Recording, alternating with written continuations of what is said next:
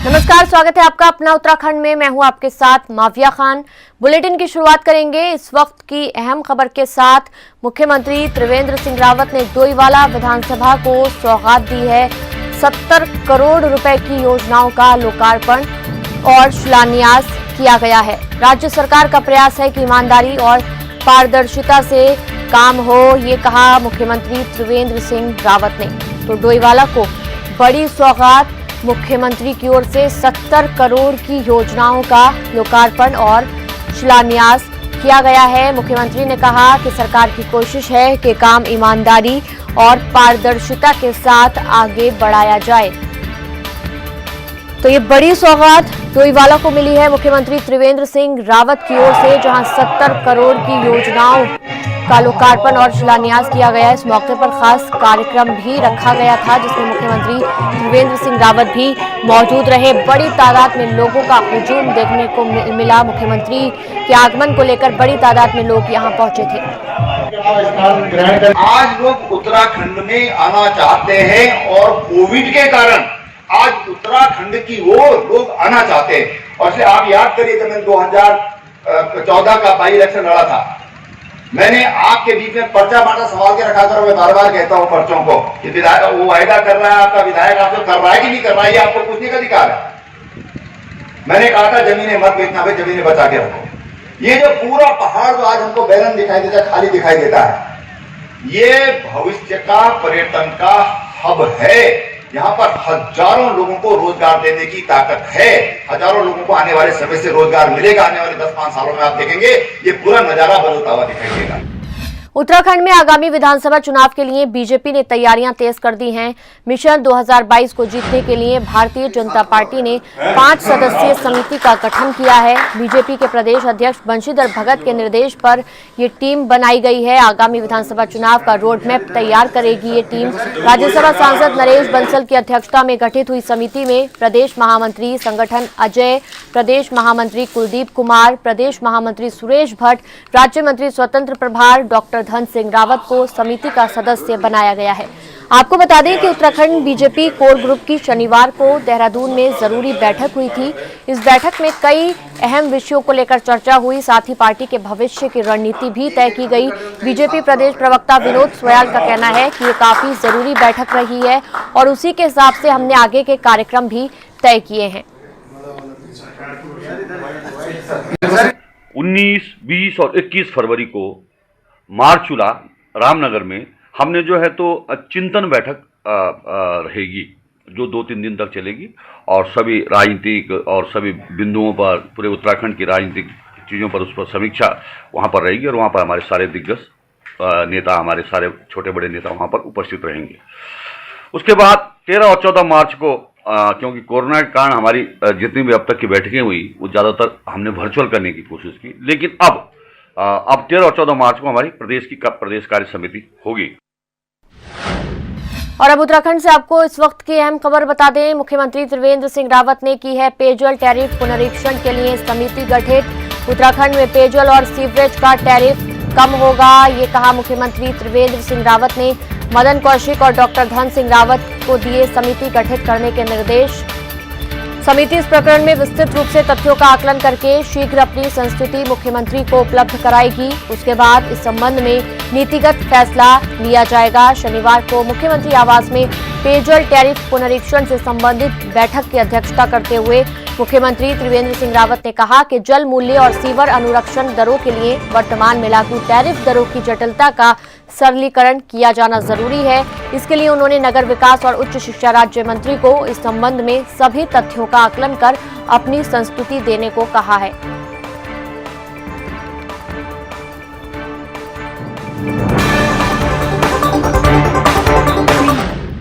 उत्तराखंड में मिशन 2022 को फतेह करने के लिए आम आदमी पार्टी लगातार संगठन का विस्तार कर रही है। इसी के तहत पार्टी ने 70 विधानसभाओं में 70 संगठन मंत्री बनाए हैं।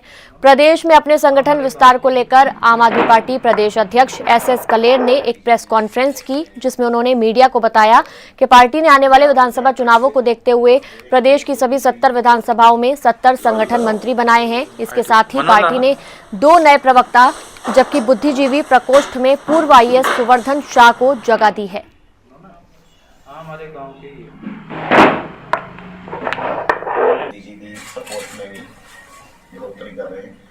मैं आपको जानकारी दे दूं, प्रदेश में Modi ji propose corona vaccine को लेकर भ्रम फैलाया जा रहा है, जिसको लेकर बीजेपी विधायक खजान दास का कहना है कि बीजेपी के देशहित कार्यों में विपक्ष ने हमेशा अटकलें डाली हैं। कोरोना वैक्सीन को लेकर भी विपक्ष सियासत कर रहा है, लेकिन प्रदेश के साथ साथ देश की जनता भी बीजेपी पर पूरा भरोसा रखती है। सुनिए। देश में जिस तरह से वैक्सीन को लेकर काफी अटकलें चल रही हैं, वहीं ऋषिकेश में कार्यक्रम के दौरान खजान दास जी से हम कुछ बातें करेंगे और जानेंगे कि वैक्सीन को लेकर क्या असमंजस विपक्ष वालों की है। खजान दास जी, सबसे पहले हिंदी खबर में आपका स्वागत है। किस तरह से ये वैक्सीन को लेकर जो ये विपक्ष बात कर रही है, क्या कहेंगे इस बारे में? देखिए, कुल मिलाकर के सबसे पहले तो मैं हिंदी खबर को बहुत बहुत शुभकामनाएं और बधाई देना चाहूँगा कि आपने बहुत ही सटीक मुद्दे पे आज वार्तालाप किया है। देखिए, विपक्ष आरोप प्रत्यारोप लगाना उनका काम है, किंतु सरकार का काम है लोगों को बचाना।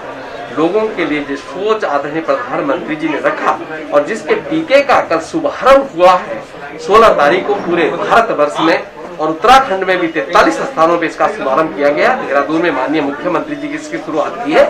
विपक्ष अपनी बातों करते रहे, उनका काम है कहना, किंतु हमारा काम, हमारी सरकार का काम, हमारे संगठन का काम, हमारे प्रधानमंत्री का काम, हमारे मुख्यमंत्री जी का काम लोगों की जान को बचाना, लोगों को सुरक्षित रखना, लोगों को जिस तरह से जो है एक वैक्सीन, एक वैज्ञानिकों के द्वारा जिसका बाकायदा उत्पादन किया गया, वैज्ञानिक के माध्यम से वो प्रमाणित तरीके से उसको उतारा गया है। इसमें विपक्ष को इस तरह का आरोप लगाना तर्क संगत नहीं है। ये वैज्ञानिकों का और जो हमारे वरिष्ठतम डॉक्टर्स हैं उनका अपमान। कहीं ना कहीं किसी न किसी मुद्दे को लेकर विपक्ष हमेशा छाया रहता है और इस बार भी वैक्सीन को लेकर मुद्दा बनाया है, पहले भी मुद्दे बनाए गए हैं, तो क्या विपक्ष देखिए, ये मैं अगर मान के चलूँ और उत्तराखंड की मैं अगर बात करता हूँ तो उत्तराखंड में चुनाव वर्ष भी और कुल मिलाकर के विपक्ष से पास कोई मुद्दा रह नहीं गया है। अभी भारत वर्ष में जो चुनाव हुए हैं, बिहार के जो चुनाव हुए हैं, उसमें हतोत्साहित विपक्ष हुआ है और इसलिए कोई न कोई मुद्दा बनाकर हमारी सरकार पर आरोप लगाना ये उनका नित्य का कर्म जैसा एक हो गया।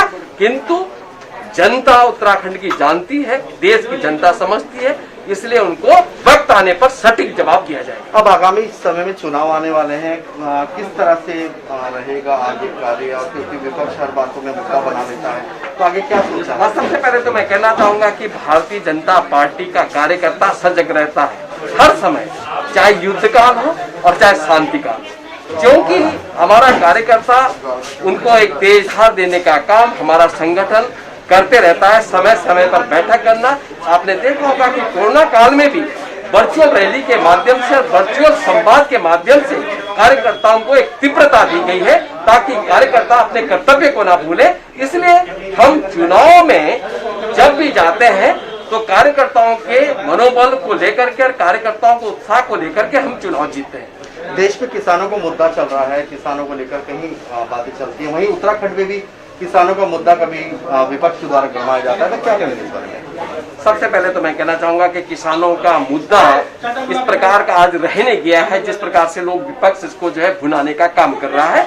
ये एक साजिश के तहत हमारे भोले भाले अन्नदाता को उकसाने का काम हो रहा है। सारे फैसले जो डिसीजन देश की सरकार ने लिया है, मोदी जी की सरकार ने जो लिया है, वो किसानों को हित को लेकर के लिया है। तो ये थे हमारे साथ विधायक खजान दास जी, जिन्होंने बताया कि विपक्ष जो है हमेशा एक सही कार्यों में जो है कहीं ना कहीं अनियमितताएं दिखाता रहता है और कहीं ना कहीं भाजपा के कार्यों में कहीं ना कहीं अटकलें लगाता है। मैं विपिन नागी, हिंदी खबर, ऋषिकेश।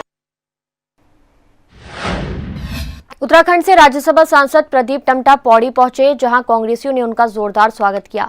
इस दौरान 2022 विधानसभा चुनाव पर भी प्रदीप टमटा ने कांग्रेसियों के साथ मिलकर चर्चा की, जिसमें 2022 में सत्ता में आते ही गैरसैंण को राज्य के स्थायी राजधानी बनाने का दावा किया गया। प्रदीप टमटा ने पूर्व सीएम हरीश रावत को 2022 का मुख्य चेहरा मानते हुए कहा कि उनका कहना है हाईकमान को भी इस विषय पर विचार करके 2022 के लिए जल्द ही सीएम के चेहरे का ऐलान कर देना चाहिए। उत्तराखंड सरकार पर जुबानी हमला करते हुए राज्यसभा सांसद प्रदीप टम्टा ने कहा कि पलायन को रोकने में नाकाम सरकार अब जनहित के मुद्दों को दरकिनार कर रही है। इसके साथ ही प्रदीप टम्टा ने कहा कि अल्मोड़ा और पौड़ी दो ऐसे जनपद जो अब तक पलायन का दंश झेल रहे हैं, लेकिन सरकार ने इन जनपदों के हित में कार्य नहीं किए। इसके साथ ही राम मंदिर पर भी प्रदीप टम्टा ने राष्ट्रपति रामनाथ कोविंद को सलाह दी कि जिस तरह से राम मंदिर के लिए फंड दिया गया है, उसी प्रकार से अयोध्या में मस्जिद के लिए भी फंड दिया जाए, जिससे जनभावनाओं में कोई भेदभाव ना हो। राज्य की आंदोलन, राज्य की अगर कोविंद जी व्यक्तिगत हैसियत से अपना पैसा देते तो मुझे कोई आपत्ति नहीं थी, लेकिन जब एक राष्ट्रपति दे रहे हैं, राष्ट्रपति भारत के प्रतीक है, सभी धर्मों और सभी जातियों के प्रतीक है। अगर भारत के राष्ट्रपति शिलान्यास के दिन गायब थे, आखिर उस दिन अगर उनकी इतनी महत्ता थी, उस दिन क्यों नहीं थे? और दूसरा, सुप्रीम कोर्ट के निर्णय से ही मंदिर भी बन रहा है, सुप्रीम कोर्ट के निर्णय से मस्जिद भी बन रहा है। क्या भारत के राष्ट्रपति उन्होंने मंदिर के लिए कंट्रीब्यूशन किया, क्या मस्जिद के लिए भी कंट्रीब्यूशन करेंगे? अगर ये करेंगे तो स्वागत है, नहीं तो भारत के राष्ट्रपति को अपनी भूमिका को धर्मों से ऊपर रखना चाहिए। जिला चिकित्सालय पौड़ी समेत सामुदायिक स्वास्थ्य केंद्र घंडियाल और पाबो को पीपीपी मोड दे दिया गया है। इसके बाद आगामी 22 जनवरी से ये तीनों अस्पताल पब्लिक प्राइवेट पार्टनरशिप मोड पर संचालित होने जा रहे हैं। लेकिन इन तीनों अस्पतालों में पिछले 10 से 15 साल के संविदा कर्मचारी के रूप में अपनी सेवाएं दे रहे कर्मचारियों का भविष्य अंधकार में नजर आ रहा है, जिसके चलते यहाँ कर्मचारियों ने आज जिला अस्पताल प्रशासन का घेराव किया। संविदा कर्मचारी योगेंद्र कुमार ने बताया कि पीपीपी मोड पर दिए जाने के बाद अस्पताल प्रशासन द्वारा उन्हें 31 मार्च तक ही सेवाएं देने के लिए कहा गया है। 31 मार्च के बाद इनके साथ कभी संविदा कर्मचारी की सेवाएं समाप्त कर जाएंगी। वहीं इस मामले पर आम आदमी पार्टी के प्रदेश प्रवक्ता आशुतोष नेगी ने कहा कि संविदा कर्मचारी के साथ हो रहे अन्याय को बिल्कुल बर्दाश्त नहीं किया जाएगा। तो जिलाधिकारी धीराज सिंह गब्रियाल ने कहा कि इन सभी कर्मचारियों को अन्य अस्पतालों में समायोजित करने के लिए कार्रवाई की जाएगी। किसी के साथ भी अन्याय नहीं होने दिया जाएगा। ये 30-31 लोग जो हैं, जिसमें सफाई कर्मचारी भी हैं, ड्राइवर्स भी हैं और टेक्निकल स्टाफ है, तमाम लोग हैं, इन लोगों को बोल दिया है इन्होंने कि मार्च तक आपके बारे में विचार किया जा रहा है।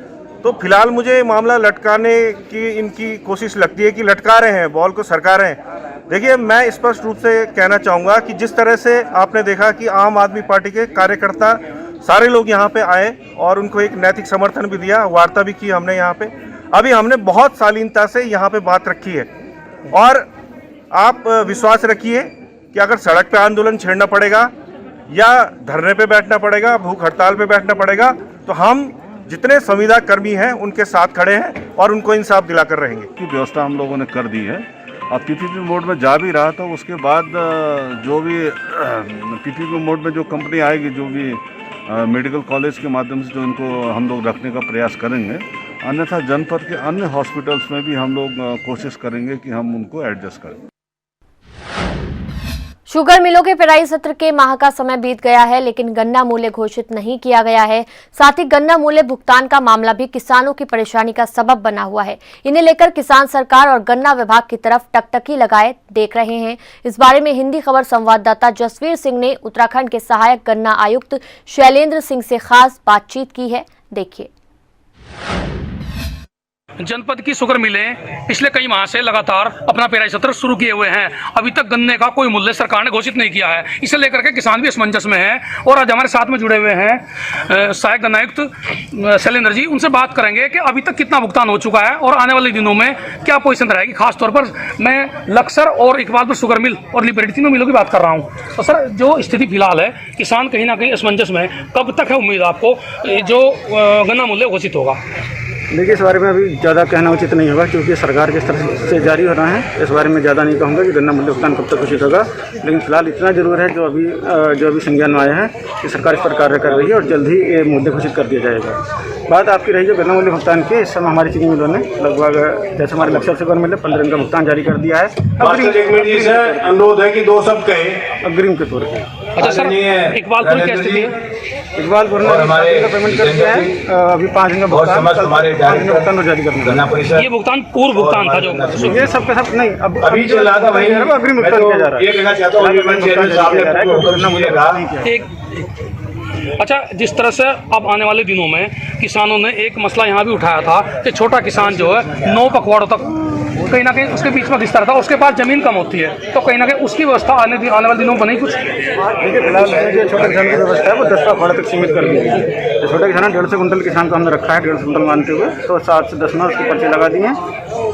पौधा करने की, इसके बाद पेड़ी करने की 1 से 4 में ऑलरेडी हमने पर्ची लगा चुके हैं। किसानों के तोल कांटों को लेकर का जो अभियान चला रहा था उसमें कितनी कार्रवाई देखिए काफ़ी सेंटर की जाँच हमारे यहाँ डेली की जा रही है, और कुछ जहाँ पे घटनाकृत केस आए उनका मुकदमा भी दर्ज किया जाए। चलिए, तो ये थे सहायक गन्ना आयुक्त शैलेंद्र सिंह, जिन्होंने साफ तौर पर बताया कि गन्ना भुगतान जो है वो शुरू कर दिया गया है, और इकबालपुर शुगर मिल ने भी पिछला भुगतान लगभग पूरा कर दिया। अब आने वाले दिनों में स्थिति और बेहतर होगी, ये इनका दावा है। ये तो आने वाला वक्त बताएगा किस तरह से किसानों को राहत मिल पाएगी। जसवीर सिंह, हिंदी खबर, लक्सर।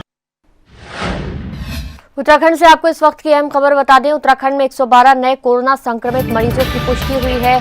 कोरोना के कुल संक्रमित मरीजों की तादाद 94,000 के पार पहुंच गई है। अब तक 94,803 संक्रमित मरीजों की पुष्टि हो चुकी है।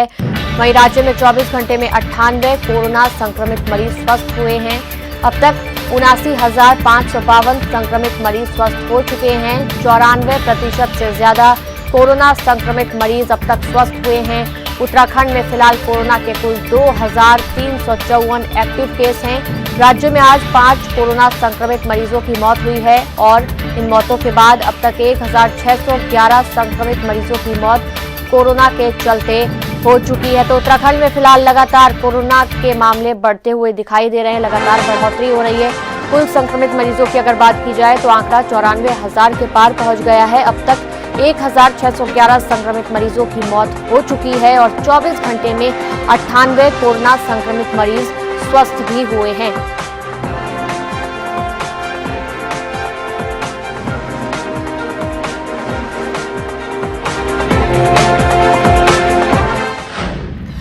हरिद्वार में कुंभ मेले की आधी अधूरी तैयारियों से नाराज जूना अखाड़े के संतों ने कुंभ मेला प्रशासन के खिलाफ मोर्चा खोल दिया है। दरअसल जूना अखाड़े के अंतर्राष्ट्रीय अध्यक्ष प्रेम गिरी महाराज के नेतृत्व में बड़ी तादाद में जूना अखाड़े के संत मेला नियंत्रण भवन पहुंच गए और धरने पर बैठ गए। इस दौरान उन्होंने जमकर नारेबाजी भी की। श्री महंत प्रेम गिरी महाराज ने कहा कि कुंभ मेले के लिए बरेली से जूना अखाड़े की पेशवाई हरिद्वार के लिए रवाना हो गई है। इस पेशवाई में जूना अखाड़े के सैकड़ों रमता पंच और महामंडलेश्वर शामिल हैं, लेकिन अभी तक हरिद्वार में ना तो छावनियां लगाई गई हैं और न ही इन संतों के रहने, पीने, ठहरने और सुरक्षा के लिए कोई भी इंतजाम किया गया है। प्रत्येक कुंभ मेले में प्रशासन के जरिए ये सभी व्यवस्था की जाती है और 25 जनवरी को ये पेशवाई हरिद्वार पहुंचेगी। 2 किलोमीटर लंबी ये पेशवाई होती है। कई बार वार्ता करने के बावजूद कुंभ मेला प्रशासन पेशवाई में आने वाले संतों की कोई व्यवस्था नहीं कर पाया। मजबूरन होकर उन्हें धरने पर बैठना पड़ा है।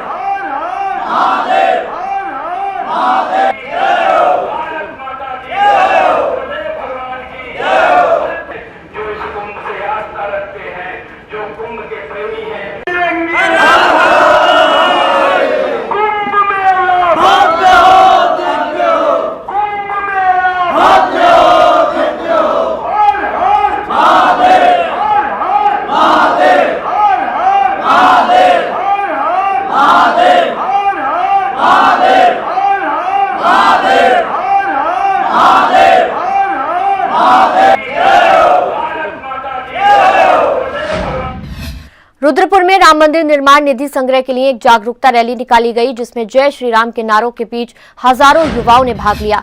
आज दोपहर राष्ट्रीय स्वयंसेवक संघ के विभिन्न आनुषंगिक संगठनों और भाजपा के हजारों कार्यकर्ता मोदी मैदान में इकट्ठा हुए, जहां से शुरू हुई विशाल बाइक रैली के विभिन्न सड़क मार्गों से होकर गुजरी। रैली में शामिल युवाओं ने जोश भरे अंदाज में जय श्री राम के नारे लगाए। आपको बताते हैं कि अयोध्या में भगवान श्री राम के भव्य मंदिर निर्माण के लिए पूरे देश में रैलियां निकाली जा रही हैं। संघ से जुड़े कार्यकर्ता जन जागरूकता के द्वारा आम जनमानस से मंदिर निर्माण में अपना अंश देने की अपील कर रहे हैं। इसी सिलसिले में रुद्रपुर में भी एक विशाल बाइक रैली निकाली गई, ताकि रुद्रपुर के आम लोगों को भी राम मंदिर निर्माण की मुहिम से जोड़ा जा सके।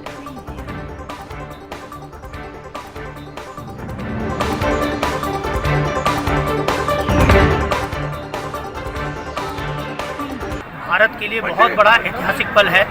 और हिंदुस्तान में राम मंदिर, ये समझ लीजिए कि यहाँ पर हम तो सोचते थे कि हम लोग बहुत भाग्यशाली हैं कि हम लोगों की पीढ़ी में हम लोगों के सामने ये बन रहा है। पता नहीं कितने लोगों ने इसके लिए कितना समर्पण किया है, कितना त्याग किया है, और हम लोग आज इसकी एक निधि समर्पण का एक कार्यक्रम है, उसके लिए लोगों को संदेश देने के लिए। बनने को तो राम मंदिर राम की कृपा से कोई भी बना दे, लेकिन जिस तरह प्रभु राम ने लंका पर विजय पाने के लिए वानर सेना का सहयोग लिया था, उसी तरह एक सबका एक छोटा छोटा अंश, बड़ा अंश सबका उस मंदिर में लगे, जिससे कि वो उनकी हृदय से उसका लगाव हो। इसके लिए ये कार्यक्रम किया गया था और बहुत अच्छा कार्यक्रम रहा। इसके लिए मैं इनके संयोजकों को धन्यवाद देता हूँ। अयोध्या में भगवान श्री राम के भव्य मंदिर निर्माण के लिए निधि संग्रह की कवायद पहाड़ों की रानी मसूरी में तेज हो गई है। इसको लेकर अलग अलग आयोजनों के माध्यम से जन जन तक पहुंचने का प्रयास किया जा रहा है। 5 दिन बाद शुरू होने जा रहे साप्ताहिक धन संग्रह अभियान के प्रति लोगों को जागरूक करने के उद्देश्य से आज विश्व हिंदू जागरण मंच और विश्व हिंदू परिषद और हिंदूवादी संगठनों द्वारा रैली निकाली गई। रैली लंढौर गुरुद्वारे से होते हुए गांधी चौक पहुंची। इस दौरान राम भक्तों ने भगवान राम जी के नारे लगाए। सैकड़ों राम भक्त बाइकों में और पैदल चलकर लोगों से दान की अपील करते हुए दिखाई दिए। पूरे रास्ते श्री राम के नाम का जय घोष होता रहा। मसूरी में राम मंदिर निधि संग्रह को लेकर ये विशाल रैली निकाली गई थी।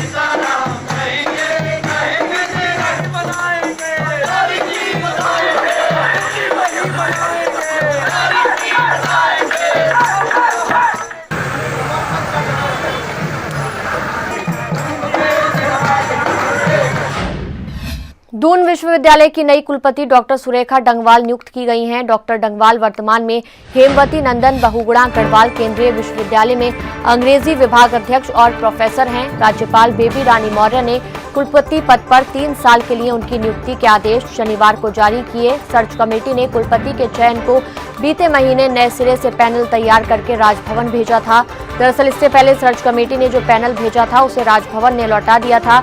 पैनल में शामिल नामों पर आपत्ति और शिकायत के परीक्षण के बाद राजभवन ने ये कदम उठाया था।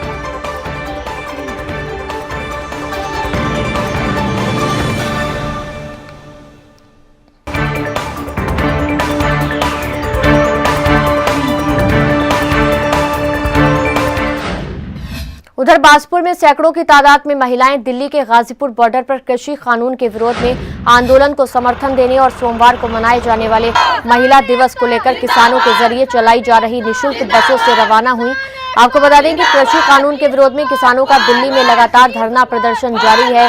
किसानों के जरिए सरकार से कृषि कानून को वापस लिए जाने की मांग की जा रही है। किसानों की मांग पूरी न होने पर किसानों का गुस्सा लगातार बढ़ता जा रहा है। किसानों ने अपने आंदोलन को उग्र रूप देने के लिए किसानों के आने और जाने के लिए निःशुल्क बस सेवा का भी संचालन कर दिया है। प्रदर्शन कर रहे किसानों का मनोबल बढ़ाने के लिए महिलाएं पीछे नहीं हैं, जिसके चलते सोमवार को गाजीपुर बॉर्डर पर मनाए जाने वाले महिला दिवस के उपलक्ष्य में बाजपुर के गुरुद्वारा सिंह सभा और महाराजा पैलेस से 2 निःशुल्क बसें सुनीता बाजवा टमटा के नेतृत्व में दिल्ली के गाजीपुर बॉर्डर के लिए रवाना हुई। इस दौरान सुनीता टमटा ने कहा कि अपने हक की लड़ाई लड़ने के लिए धरना दे रहे किसानों के साथ महिलाएं हर कदम पर साथ खड़ी हैं। उन्होंने कहा कि केंद्र की सरकार तानाशाह हो चुकी है, जिसे जगाने के लिए महिलाएं पूरी कोशिश कर रही हैं। किसान एकता जिंदाबाद, किसान एकता जिंदाबाद, किसान एकता जिंदाबाद, वी सपोर्ट। बाजपुर में पशु तस्करों का आतंक देखने को मिल रहा है, जहां पशु तस्कर लगातार मवेशियों को घरों से चोरी करने की घटना को अंजाम दे रहे हैं। इतना ही नहीं, पशु तस्कर लोगों पर गोली चलाने से भी पीछे नहीं हटते हैं। आपको बता दें कि सुल्तानपुर पट्टी के ग्राम जगन्नाथपुर निवासी नूर हसन ने पुलिस चौकी में तहरीर देकर बताया कि वो अपने परिवार के साथ सो रहा था कि देर रात कुछ लोगों ने उसके घर में बंधे 2 मवेशियों को चोरी कर लिया। जब घर में हो रही हलचल को देखने के लिए नूर हसन बाहर गया तो पास की एक दुकान के पास 5 लोग पिकअप वाहन में मवेशियों को भर रहे थे। नूर हसन ने बताया कि जब उसने शोर मचाया तो चोरों ने उस पर 2 फायर झोंक दिए।